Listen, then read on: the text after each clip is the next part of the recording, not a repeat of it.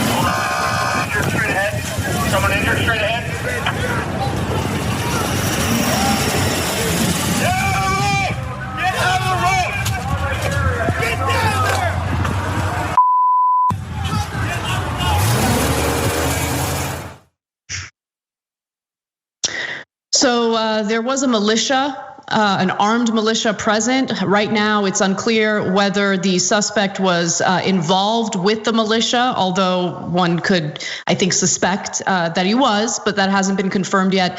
The 17-year-old suspect is Kyle Rittenhouse, and he's from Lake County, Illinois. It was reported this morning that he was taken into custody. One of the reporters from the Milwaukee Journal-Sentinel tweeted that Kyle Rittenhouse from Antioch, Illinois, was arrested in Illinois related to the Kenosha shooting. He will be charged with first-degree intentional homicide. But what was really jarring, John, from the video that we just watched was how he calmly approached the authorities. He calmly approached the cops with his hands up. You hear the crowd screaming and shouting that he was the person who fired those bullets. And in that moment, the cops did absolutely nothing. He was able to leave that night. He was a free man that night. And I'm lucky there's, I guess, a tiny bit of justice today. But it's just amazing. I mean, it's not amazing. I'm not going to say it's amazing how he was treated versus how every other black person, black man we've seen has been treated by cops.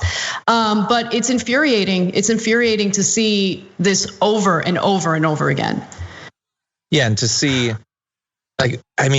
we've watched people who got near cops at protests get just carted away or arrested, or just casually tear gas will be shot at them.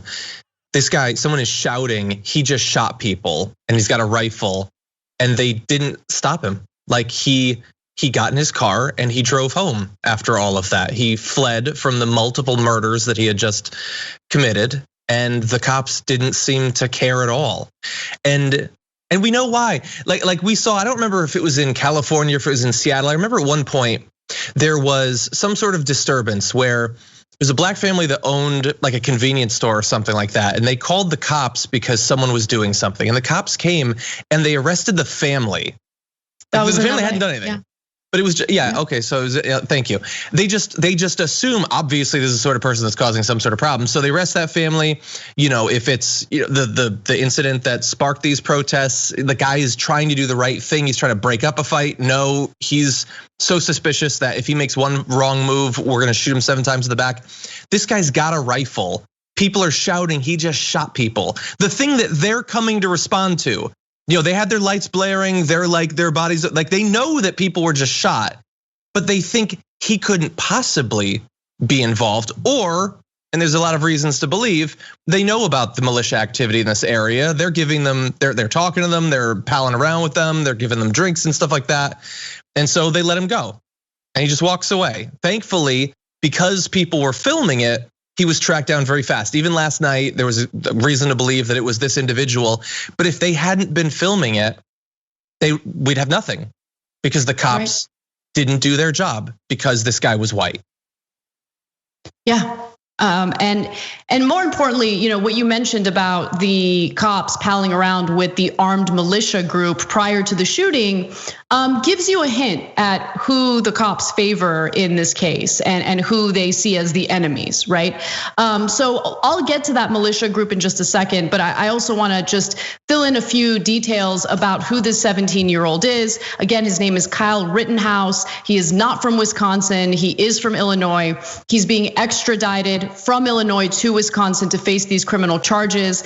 And just a quick look at his social media posts makes it clear that he is not very complimentary toward these protesters, does not believe in causes like Black Lives Matter, but certainly does believe in causes like Blue Lives Matter, because he is, obviously posting pro-cop stuff on his Facebook page, but more importantly, he wanted to be a cop himself. And so he really saw, from what I've noticed on his social media, the cops to be the victims in what's happening in the country right now, which really blows my mind. Which, by the way, would make it kind of clear why cops would favor armed militias who were there to antagonize the protesters. And we saw some evidence of that. So, as Reuters reported, social media videos show crowds in Kenosha chasing the gunman down the street after they believed he had shot another man. The gunman falls to the ground where he comes under attack, but he fires a number of rounds, appearing to hit a man in the torso who falls to the ground and seriously wounding another man in the arm. So, by the way, one other person, 2 people died because of this 17-year-old. One other person was critically wounded. He's expected to live, luckily. We don't know the identities of the victims here, but we do know that the 2 individuals who died are 26 years old and 36 years old. And if you look at some of the videos that have been posted on social media, you can see evidence of the cops palling around with the armed militia groups. Let's take a look at one of them.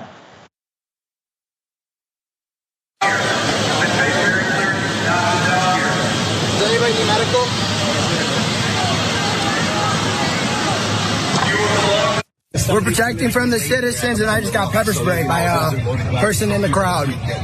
So you had non-lethal, but you didn't respond? We don't have non-lethal. So you guys are full on ready to defend the property? Yes, we are. Okay, so I apologize. That's just a video of the 17-year-old explaining why he was there. And there was a militia group known as the Kenosha Guard, a group identifying itself as a local militia on Facebook. And they posted a message warning authorities ahead of time that they would be present on city streets. Now that post was later taken down. Facebook disabled their Facebook page because it went against the Facebook guidelines. And so, but we do have a screenshot of what that post looked like. It was promoted by InfoWars because of course it was. And it says armed citizens to protect our lives and property. And for them, you show up with guns, you're looking to use those guns. And unfortunately, people have lost their lives as a result of this madness and nonsense. The Facebook page actually had 3,000 followers on it. As I mentioned, it's since been taken down, but this whole, event by the militia group, the call to arms, was promoted by InfoWars. And when you show up with the intention of antagonizing protesters, with your weapons, brandishing your weapons like that, you're looking for trouble. And that's exactly what happened. Well, or to be fair, he said, he was there to defend his property. So that 17-year-old from Illinois, what property exactly did he own in Kenosha? None. We have any confirmation? None, actually. And so we're supposed to not imply that in any way right-wing media is responsible for telling people they're coming for they're coming for you, they're coming for your family, they're coming for your property. You have to defend yourself, and then plucking people like the McCloskeys out and putting them on the RNC only because they waved a gun at a bunch of peaceful protesters. Does anyone believe that if right-wing media hadn't been doing all of that for the past few months, that this individual would have been in Kenosha, that they would have been at this protest? Nobody thinks that, and that's exactly why they did it. They're hoping that insane 17-year-olds like this will go to Kenosha and other cities like it with a gun to kill people. And immediately after it happened last night, before we had many of the details, all of the right wingers you'd expect were defending the shooting. As we got more details, I had like a 10% inclination to think, well, this is gonna be kind of hard to defend. But no, they are. Jesse Waters on Fox was saying, you're gonna get this sort of vigilante thing when there's chaos in the streets and there's mobs. We didn't do anything. I'm not telling people that they need to defend their property or anything. And the Matt Walshes and all the other Daily Caller, Daily Wire people are saying it was just self-defense. This guy who was fleeing from a murder he just committed gets to defend himself if people try to detain him. People who might have a reason to believe perhaps that this guy wouldn't be stopped by the cops, and he wasn't. Like, thank God they tried to detain him and got enough of an identification on film. But no, they were defending him last night. Now that they know who it is, they're still defending him. This guy is gonna become a hero to the right because he went to a place that he had no reason to be. He brought a gun and he murdered people. He's a terrorist, he's a domestic terrorist. And for 100%. That reason, he's going to be a hero on the right and might already be. Well, there is some evidence of the cops colluding with a terrorist, a domestic terrorist in this country. So let's take a look at some of the other videos that surfaced following the violence last night. Now we're all the way back by the gas station again. Hey, thank you guys. Need water? Seriously. Guys, far right, you need water. We need water. We'll throw you one. Thank you. All right, come on, guys, let's get out of here. Damn. Which way should we all Hey, let's go get a couple. Thank you.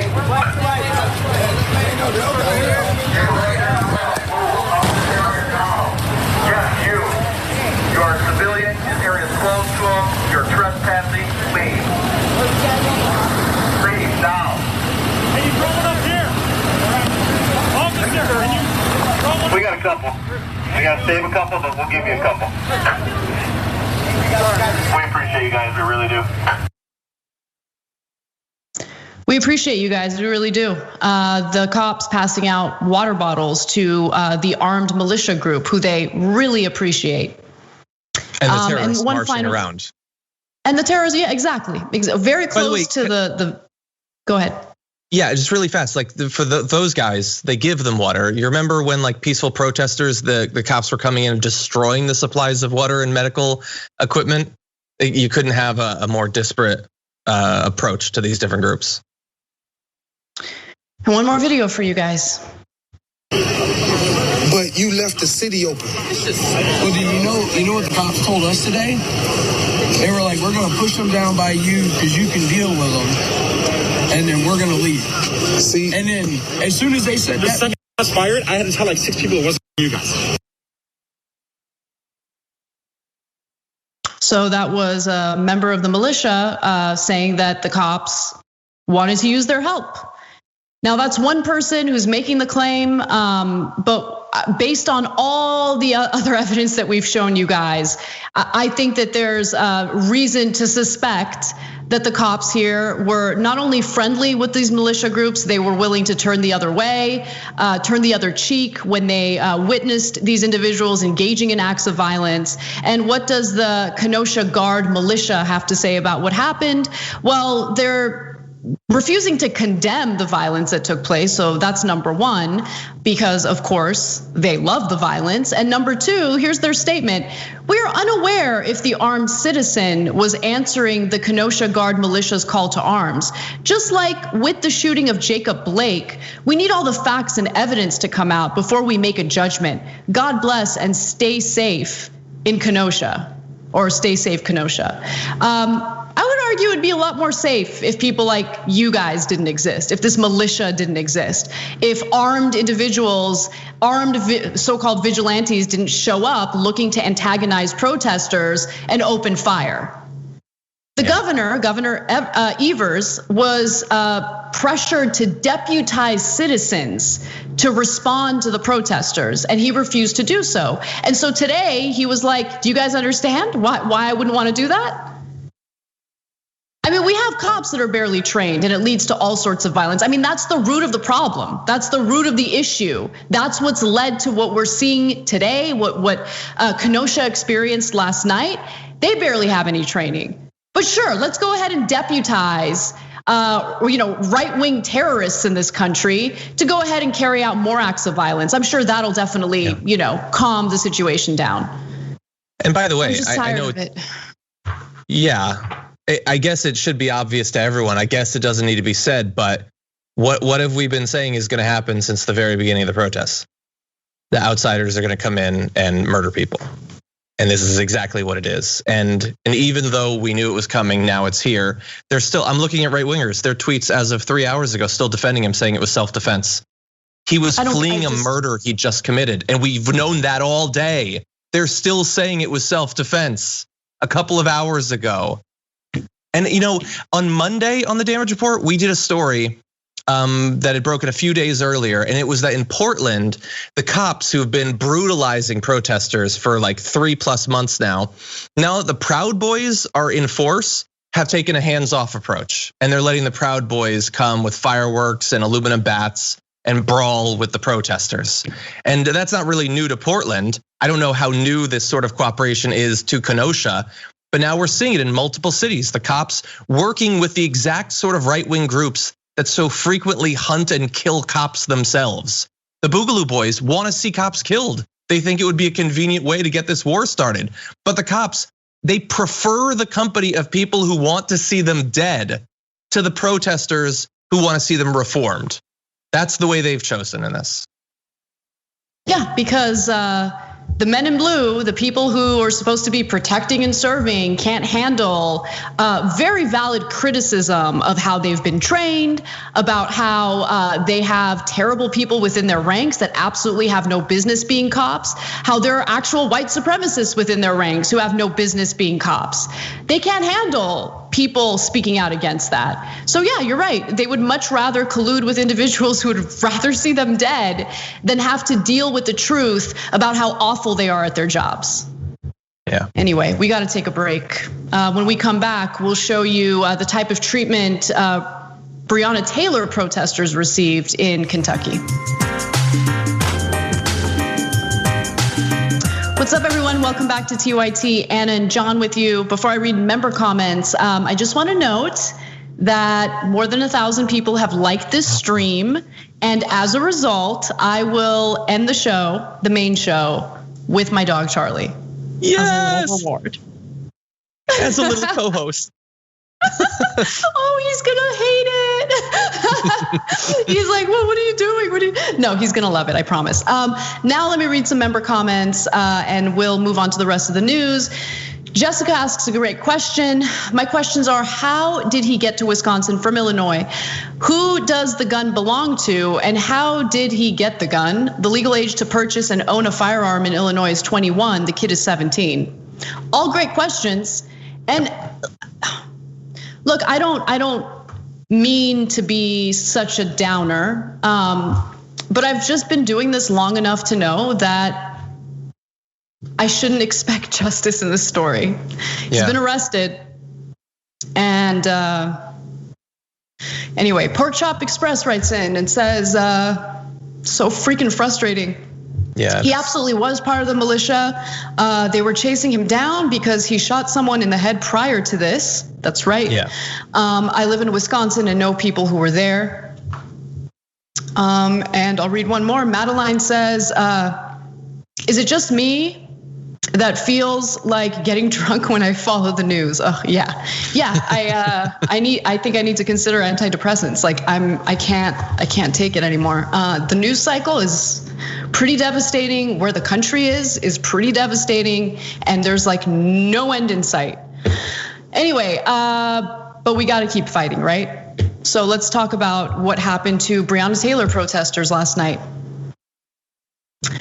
The plainclothes police officers, or I should say the plainclothes murderers of Breonna Taylor, still have not been charged for shooting and killing her as she was in her own apartment.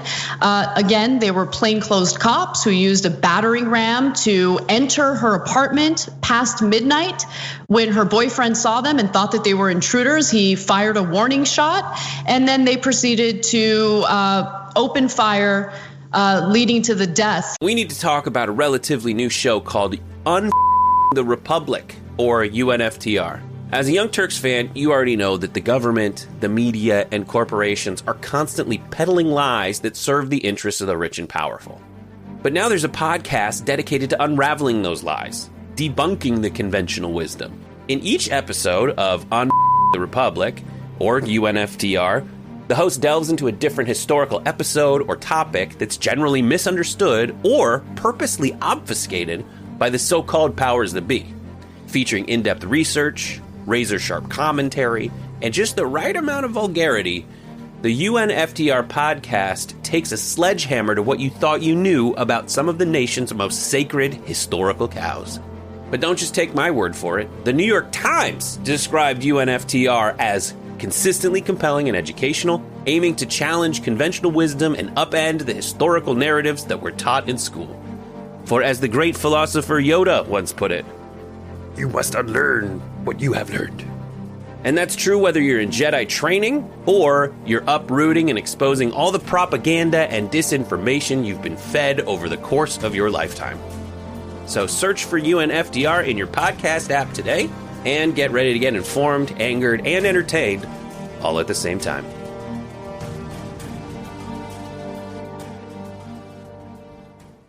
to the murder of Breonna Taylor. These individuals are still free men. And so it's absolutely justified that people would want to demonstrate and take to the streets to demand justice. That's what happened last night.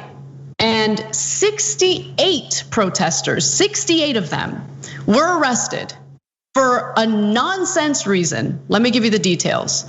Protests were largely peaceful, as CNN reports, but a large group of demonstrators crossed several intersections, creating dangerous situations as traffic continued to try to make its way in the area. According to the interim chief for the Louisville Metro Police Department, that's what he told reporters. That was his quote. Those arrested will be charged with obstructing the roadway and disorderly conduct. It is kind of amazing, right? That these people, these protesters, dozens of them get arrested on a single night for obstructing traffic. But the 3 cops who entered the home of Breonna Taylor, shot and killed her, no charges, okay? The investigation is ongoing. She was shot and killed on March 13th. How long does an investigation take to figure out whether these cops did the right thing or the wrong thing? And by the way, there's evidence indicating that they lied about something in order to obtain a no-knock warrant from the judge. We'll get to that in just a second. By the way, it appears that these arrests were like predetermined because there was a great deal of organizing that took place prior to that night. And the police department knew about it, the city knew about it. In fact, Louisville Mayor Fisher said he had been in contact with members of Until Freedom, a New York City-based social justice organization that has been stationed in Louisville since earlier this month. The organization's mission is to get into good trouble in the name of Taylor by conducting peaceful protests every Tuesday. So they knew this protest was going to happen. Tuesday's event, which organizers say it was expected to attract people from across the country, is a half-mile march from South Central Park, a central location, to the Louisville Metro Police Training Academy. So even the governor seems to be, by the way, totally befuddled by the fact that the investigation is taking so long. Governor Andy Beshear said, Miss Taylor's family deserves to know the truth. We at least need an explanation for what's taking so long. But we haven't gotten that explanation. Nothing. These cops are out, they're free, they haven't been charged with anything. And it's the most infuriating. It's amazing how over and over again we keep dealing with these stories. We keep seeing unrest in the country in response to the lack of justice, and still nothing is done. Still, we hear platitudes from politicians on Twitter. You know, I'm glad that you pointed out how long the investigation has been going on. Wouldn't you love to just tag along on that investigation for a day? Just shadow them and be like, so what are you doing? What's up for the next couple hours? Are you looking at paperwork? Are you interviewing people? What's taking 5 months? No, most Americans don't even remember March 13th. It seems like a previous life, and it's still taking them this long. Because it seems like police investigations consist of checking the news. Are people still talking about this? Oh, I guess we need more time. Because they want to just, slide out in silence and darkness. No, nothing's going to happen, and there's not going to be any consequences. And shockingly, people are still invested, still watching, still trying to get justice, and so they haven't been able to do that in this case. God only knows if people stop paying attention, that could come. Yeah, and the idea that these mass arrests would happen, they were just arrested though. It wasn't something serious like them being canceled. Anyway, it's that they're getting arrested, mass arrests of protesters. We've seen that, I don't even know how many times over the past few months. I forget which state it was. It might have been Indiana that recently changed. If you camp out on state property, it's going to become a felony now, so they can strip you of your right to vote. It would be one thing if just all of these things were happening. That was Tennessee, I believe. Tennessee, thank you. Yep. But that all of these things are happening while we have an ever-present group of people that say that First Amendment rights are the most important thing to them, and they'll defend people's First Amendment rights. Oh, not like protesting or still having your democratic rights if you disagree with the government. The response to the unrest that we're seeing across the country isn't to address the core of why the unrest is taking place in the first place. It's all about squashing people's freedoms, intimidating protesters, and preventing the protests from happening in the first place. That's what's happening. That is the response, right? That is the response from our politicians. That is the response from the local police departments. There is, very little talk of doing something that fundamentally changes the system. And look, to be fair, I don't want to be completely negative because there has been some progress in some parts of the country. So for instance, in Austin, Texas, they have decided, the city council voted unanimously to redirect 1/3 of the police department's budget to social services, to essentially outsourcing the forensics and investigations that usually take place within the police department. And I think that's important because you want to ensure that when the police department is being investigated, it's not being investigated by the police department. That's been a huge problem. But what has been the response to what Austin, Texas did? Well, Governor Greg Abbott is like, okay, great, then we're gonna go ahead and collect your property taxes, but you're not gonna see a single cent of those property taxes in your municipality because we disagree with this move. And so who knows how that story is gonna turn out, but our elected officials are our worst enemies in a lot of cases. And rather than doing what they're supposed to do, and rather than protecting our constitutionally protected rights, like the First Amendment, when it really matters, when it goes beyond a conservative trying to speak at Berkeley, they're not willing to do what it takes. In fact, they will fight against their constituents, they will fight against American citizens, all to squash protest and dissent to ensure that, hey, let the cops keep doing what they want. Let the cops in Louisville, Kentucky lie to obtain a no-knock warrant, so they can then enter someone's home with a battering ram in the middle of the night and open fire and kill an innocent person. There were no drugs found in that home. And what am I talking about when I say they lied in regard to the no-knock warrant? I'll give you those details right now. So they had said that the post office confirmed that Breonna Taylor's home was receiving suspicious packages, and there could be some sort of drug trafficking issue there. Again, let me note, there were no drugs found, but it was also later confirmed by a postal inspector that it was never said, no one ever said from the post office that Breonna Taylor's home was receiving packages that looked suspicious. A US postal inspector in Louisville said Metro Police did not use his office to verify that a drug suspect was receiving packages at Breonna Taylor's apartment, one of the factors listed in officers' request for a no-knock warrant for her home. That seems like a pretty serious lie, no? Doesn't it? Let me give you more. But Tony Gooden, that's the postal inspector, said a different law enforcement agency asked his office in January to investigate whether Taylor's home was receiving any potentially suspicious mail. After looking into the request, he said the local office concluded that it wasn't, that it was not. There's no packages of interest going there, he said. Okay, so I don't understand why they haven't been charged. Because there's no justice in this country. Because we support, I guess, as a country, let's just keep it 100 right now. We support extrajudicial killings. I don't want to hear anyone talk about what's happening with Duterte in the Philippines and how he has given the green light to cops to shoot and kill whoever they want if they're drug suspects, right? That's happening here on our soil, on American soil. Americans are getting shot and killed. Extrajudicial killings by cops are warranted in America. No charges for these 3 cops who lied to obtain that warrant and opened fire, murdering Breonna Taylor. And if you're a cop and you're upset and you're offended by what I'm saying, good, get offended. You're a murderer or you support murderers. You're not fit to be a cop. You don't actually believe in protecting and serving, okay? I don't care about your hurt feelings.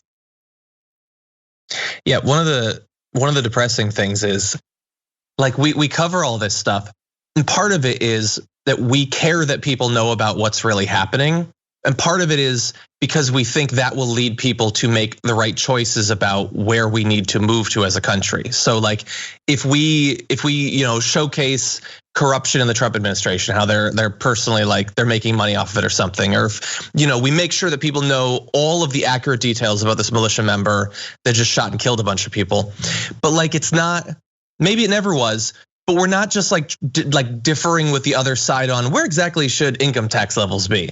Like we're telling them about the corruption and about the militia member, but they like both of those things. It's not like they disagree that Trump is making money off of it. They like that outcome. It's not that they fundamentally don't think that this guy is a militia member who supports inevitably white supremacy and all that. They want these things to happen. We're not just disagreeing about facts, although we are. We're disagreeing about what is good fundamentally. And they have a fundamentally twisted idea of what our America is supposed to be, what kind of government we're supposed to have. We talk about like voting rights because we think that we're supposed to be a democracy. They don't give a damn about that. They're perfectly fine with America becoming a fascist country, so long as they feel like, well, the cops aren't gonna brutalize me.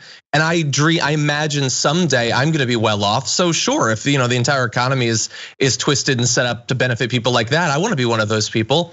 Like they fundamentally don't agree on any of these things that persuasion is supposed to be able to reach them on.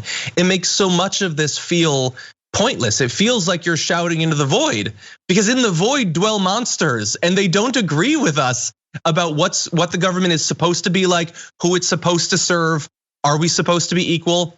They fundamentally disagree on these topics. And so like a big part of what a news show is supposed to do, I don't know, it doesn't seem to exist anymore. I don't know if maybe that's part of what's been frustrating you recently. 100%. 100%. We got to take a break. When we come back, Mike Pompeo did something wrong that I don't care about, and we'll talk about it. We'll be right back.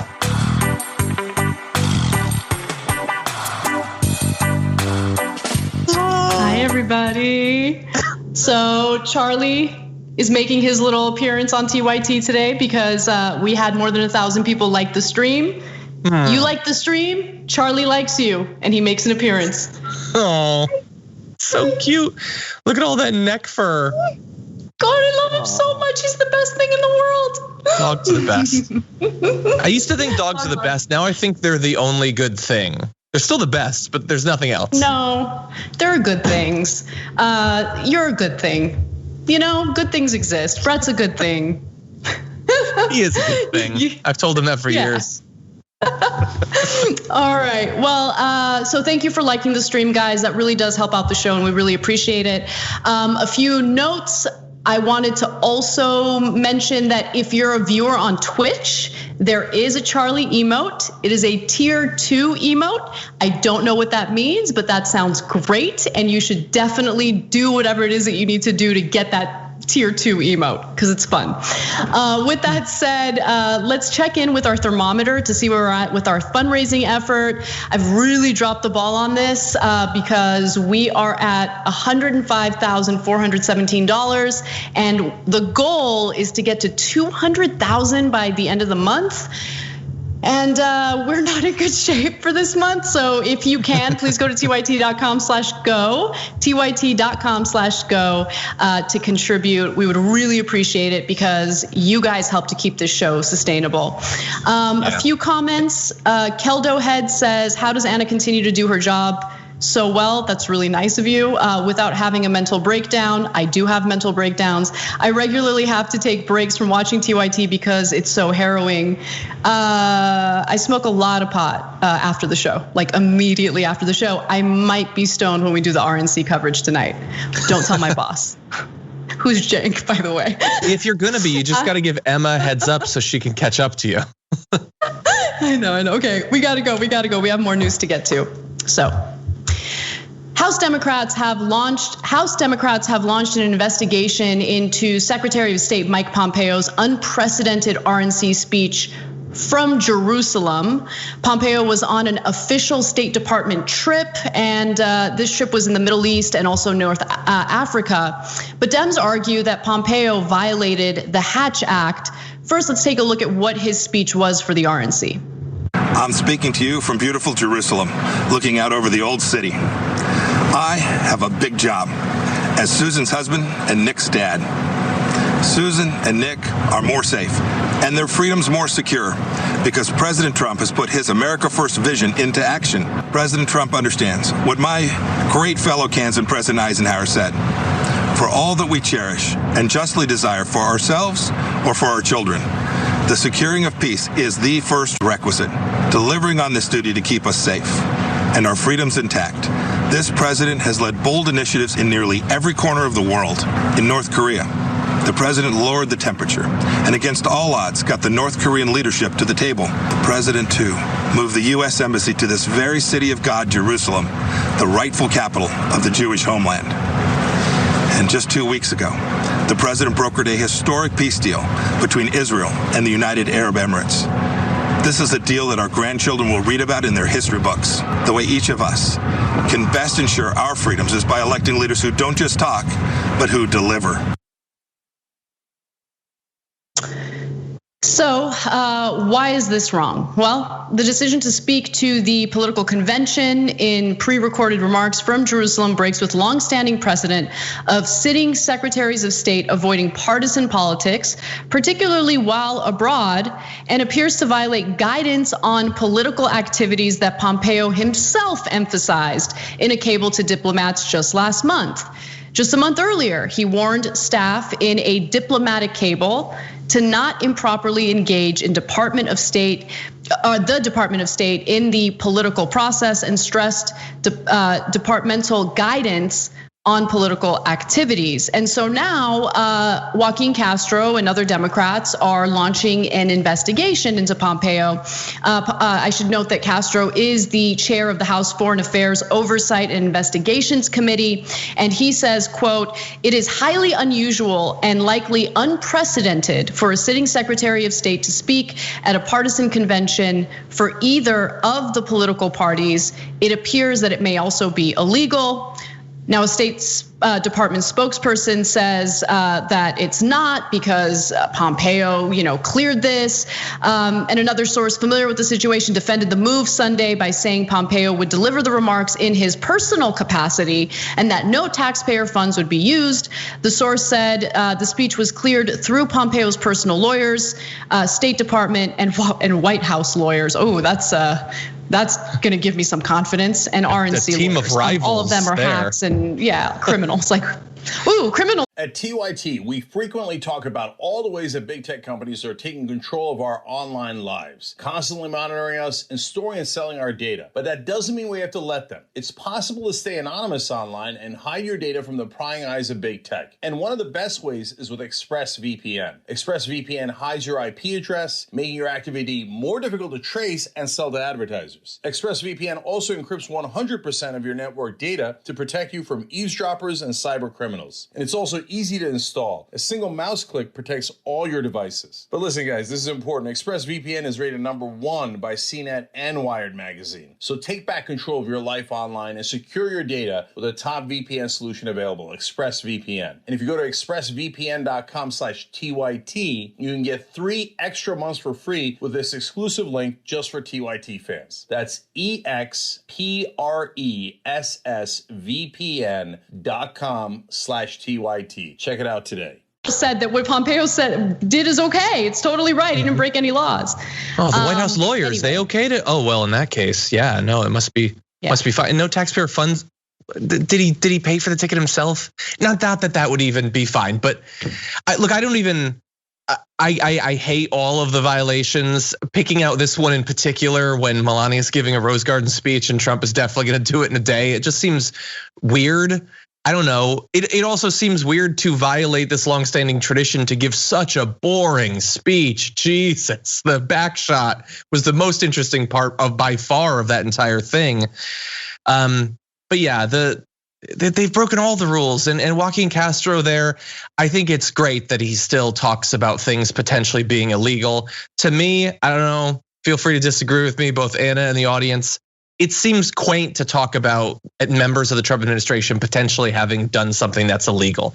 That implies that they could potentially, what's that? I don't care. I don't care even a little bit. Like not even a little. There's no stimulus bill, guys. There's still no stimulus bill.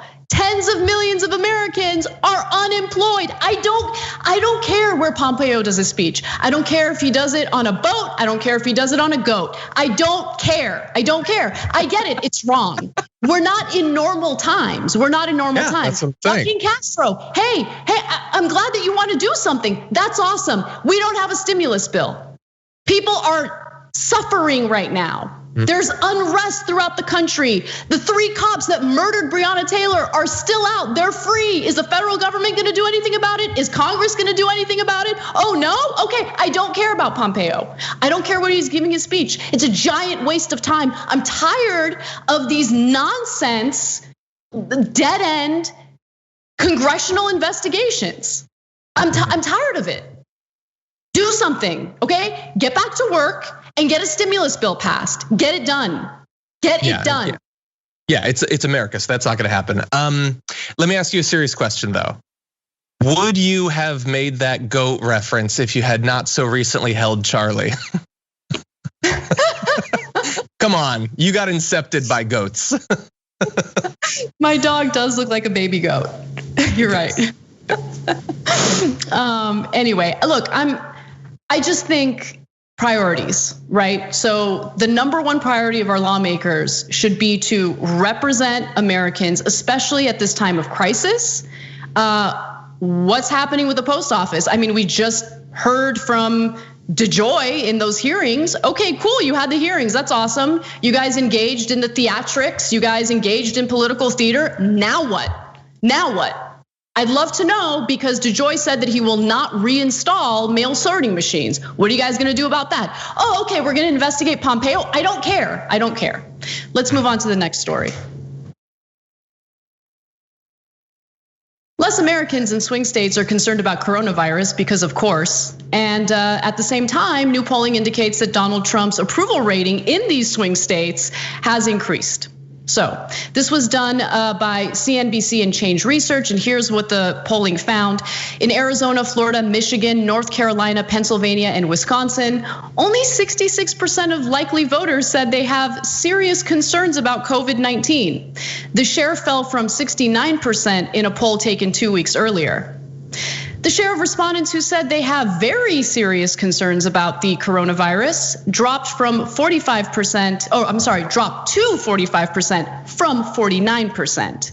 And when it comes to how Donald Trump has handled coronavirus, well, it turns out that his approval rating rose to 47%, the highest since mid-May. Earlier this month, only 44% of respondents said they approved of how Trump is handling COVID-19. Awesome, great. This is all wonderful news. And for everyone who thinks that Biden's got it in the bag and Trump will get voted out of office, don't get so confident, because there's some pretty damning numbers in regard to that as well. Yeah, and I have a theory I've been talking about on the show this week about what's gonna clinch it for Trump. But yeah, so their approval shot up by a few points. Did the number of Americans who died drop by a bunch of thousands? No, those people are still dead. I think, again, we're a failed state. We are a pathetic. I mean, as a people and as a country, this is what we are. The government could not have failed any worse, I don't think. And you walk around and you see a bunch of people, half of them think he did a good job. I like this. More of this, please. 4 more years of a pandemic that could have killed 15,000 Americans, killing 180,000 plus. These are the expectations that people have been trained to have for their government. Is that you can fail this poorly and they'll be okay with it. And people are just moving on, and I sort of get it. It's difficult. People have had a lot of anxiety. People have lost everything. People have lost, family members. I get that. I have myself.